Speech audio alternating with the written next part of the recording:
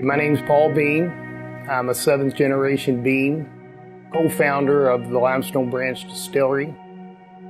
I'm Steve Beam, and I am the distiller here at Limestone Branch Distillery. Our family goes back to the beginning of the industry here in Kentucky, and we go back to Jacob Beam, who made his first whiskey in 1795. And what a lot of people don't realize is that he had 3 grandsons that were all in the business, and it set 3 distinct lines in the Beam family tree. The Joseph branch of Beams are the Beams that we come off of. So Joseph had a son by the name of Minor Case Beam, who was my great-grandfather. Minor Case's story. That's why I pushed to get back into the business. I always felt it was an unfinished chapter in our book. It was all about rebirth of our family history and heritage, so it was very important to keep it for the next generations to come. We have a yeast jug that belonged to my great-grandfather, and they swabbed it for a strain of yeast, which would have been over 100 years old. So we are now using the yeast from back in his era of around 1895. Minor Case Rye is a tribute to my great-grandfather. He was cut short, died shortly after Prohibition, never to distill again. And back in the day, he made Kentucky's finest whiskey, and this follows through in that tradition. We go back on the other side of the family, and that's J.W. Dant. Now, they had a distillery in Dant, Kentucky.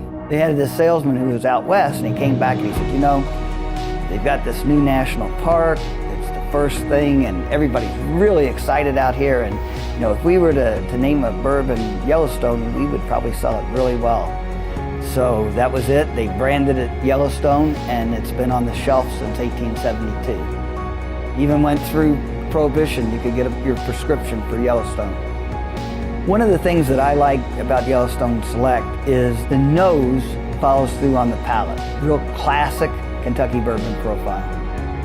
The limited edition is a unicorn for us. It really is where I put my creativity to the test. Every year is a different profile, so each one is unique. We're able to make about a barrel a day. I don't want to necessarily be the biggest distillery in Kentucky, just really concentrate on making those barrels the best that we can possibly do. We distilled with a 150-gallon copper pot still. It's handcrafted. Everything's done by taste. We use a white heirloom sweet corn that we grow just right down the street, and we're not using computers or anything. It's just done the old-fashioned way of distilling.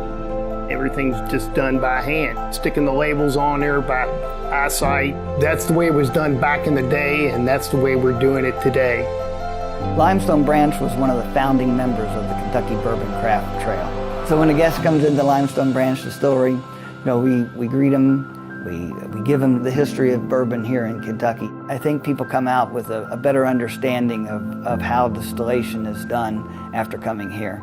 We always top it off with a taste of our products, which always makes things a little bit better. So our family's been in these Kentucky hills for over 200 years. We have the great limestone water surrounded by corn. It's just a really ideal setting for a distillery. So we'd love for your family to come visit our family here at Limestone Branch Distillery.